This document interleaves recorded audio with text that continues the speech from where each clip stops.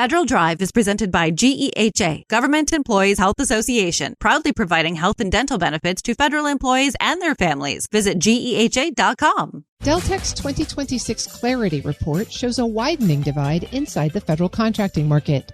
The firms growing fastest aren't just adding revenue, they're maintaining tighter controls and fewer hidden risks at the same time.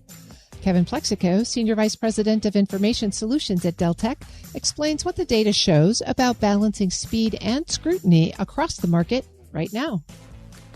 Kevin, it is great to have you back on the show and talk about the latest edition of Deltek's GovCon Clarity Report. Welcome back. Thank you, Terry. It's great to be back on with you. This is the 17th edition of this report. It's amazing how time flies.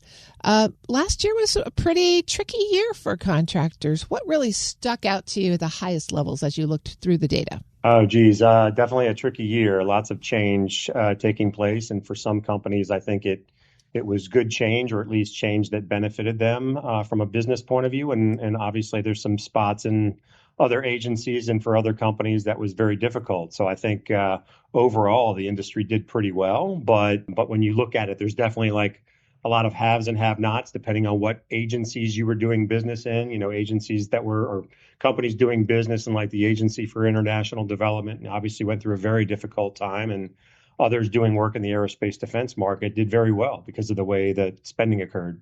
One of the themes that comes through really clearly is the need for speed, but not speed by itself. In fact, the report says very clearly that speed is a requirement, but it's not sufficient to be competitive.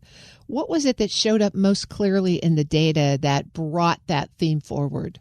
It was a couple different things. It wasn't like one metric. It was sort of the theme of metrics.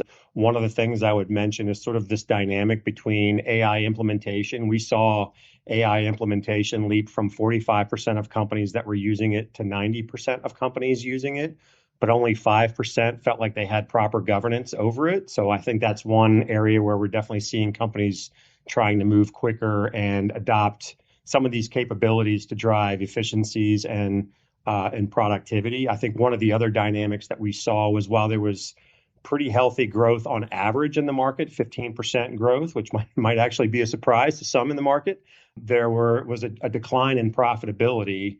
And there's definitely a lot of focus on how do we put in place more cost controls and make sure that as we're responding to this rapid change of using OTAs, some of the demands that the administration is putting on companies, especially in the aerospace defense sector, to ramp up manufacturing, there's definitely a challenge for we want you to move faster. But at the same time, there's sort of no relief on the compliance front. So companies are still struggling with how do we maintain the compliance requirements that we need to support this rapid pace that the government's imposing on us. Let's drill into several of those. We'll take them one at a time. First, let's talk about growth versus performance reality. You talked about an average 15% revenue growth, but then 90% of the companies that you surveyed reported at least one declining financial metric.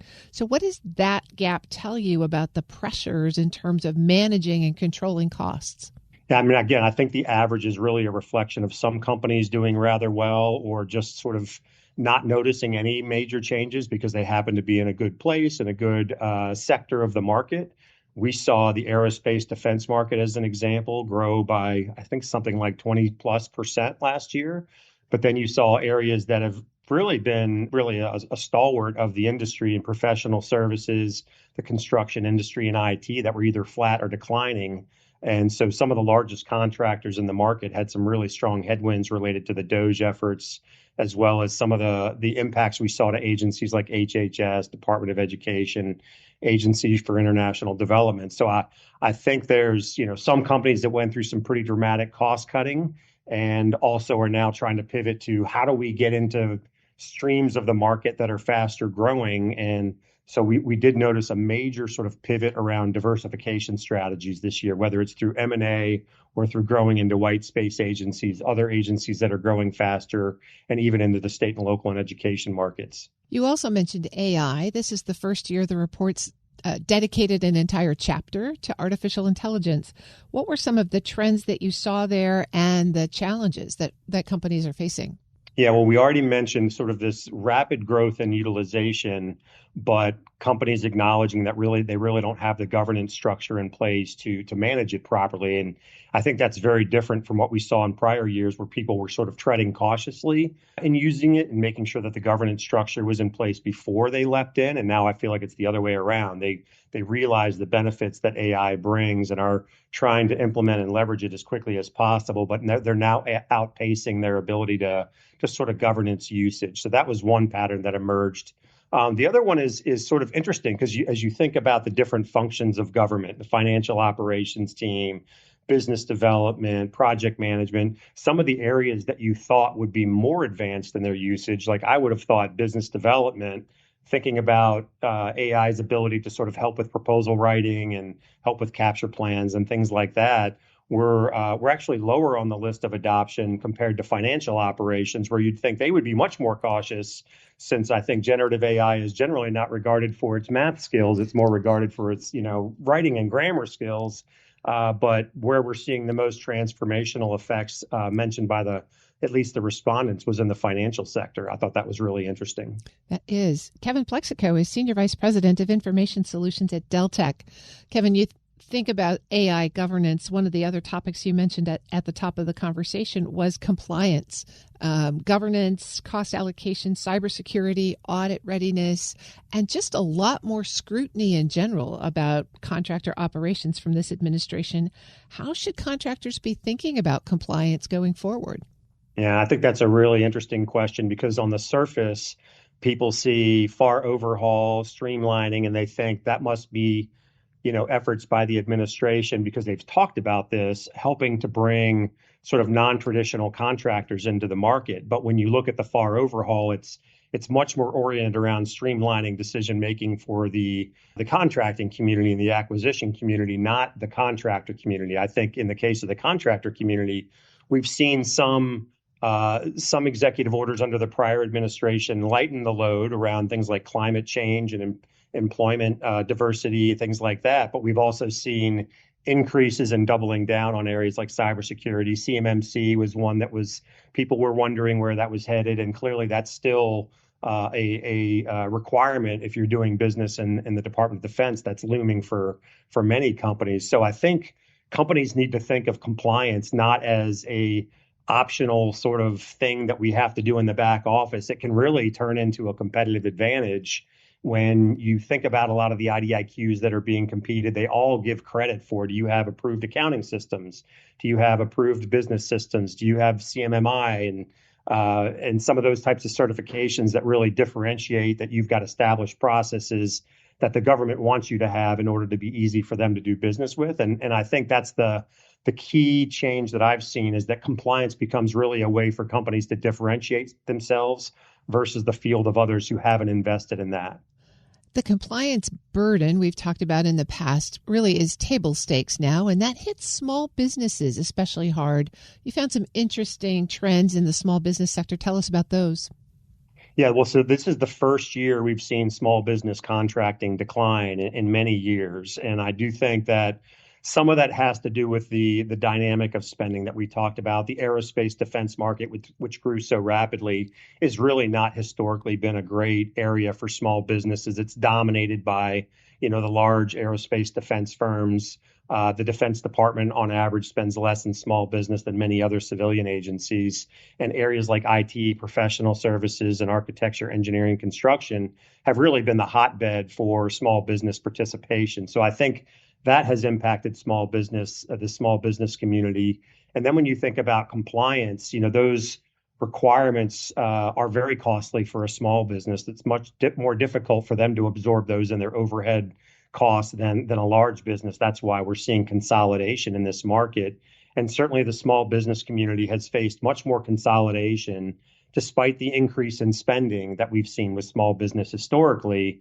The number of unique small business prime contractors has been on the decline, I think to the tune of 30% over the last decade, which is, significant.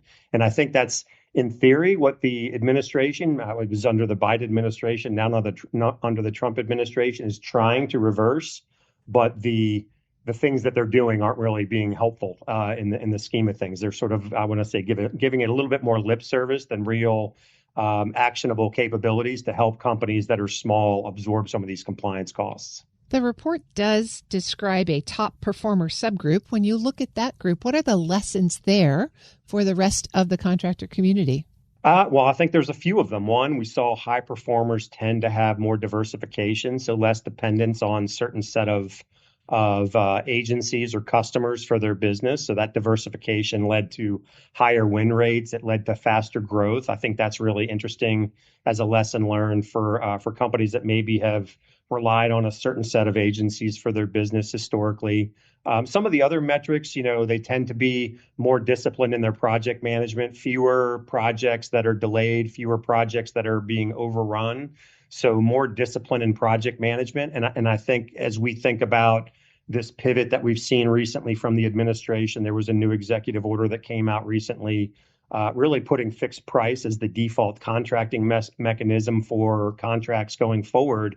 And that does really demand that contractors have more discipline in their project management so that when they're putting in a fixed price bid, they're not really putting at risk their financial health and having these cost overruns and pricing overruns that they're going to have to absorb. So I think high performing companies, more discipline in rigor in their diversification, more discipline and rigor in their project management, and many other elements of their business, frankly.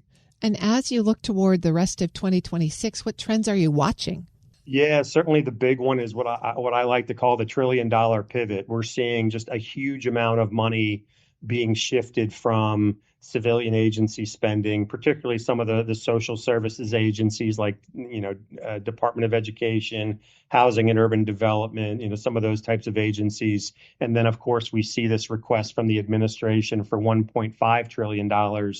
So when you count that, basically a half a billion dollar increase requested for the DoD, coupled with the one big beautiful bill from last year, you're seeing a huge swing in money from many civilian agencies to the Department of Defense, DHS, and immigration, law enforcement agencies, as well as the Department of Veterans Affairs.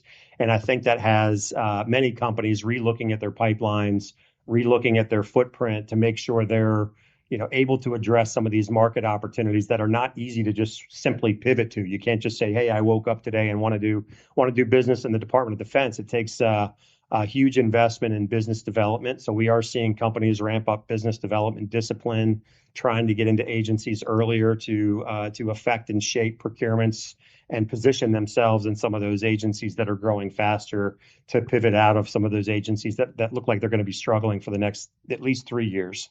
I've been speaking with Kevin Plexico. He's Senior Vice President of Information Solutions at Deltek. Kevin, thanks so much for joining me and walking us through this year's report. Thanks, Terry. Thanks for having us on. We'll post this interview and a link to the report at federalnewsnetwork.com/Federal Drive. Subscribe to the Federal Drive wherever you get your podcasts.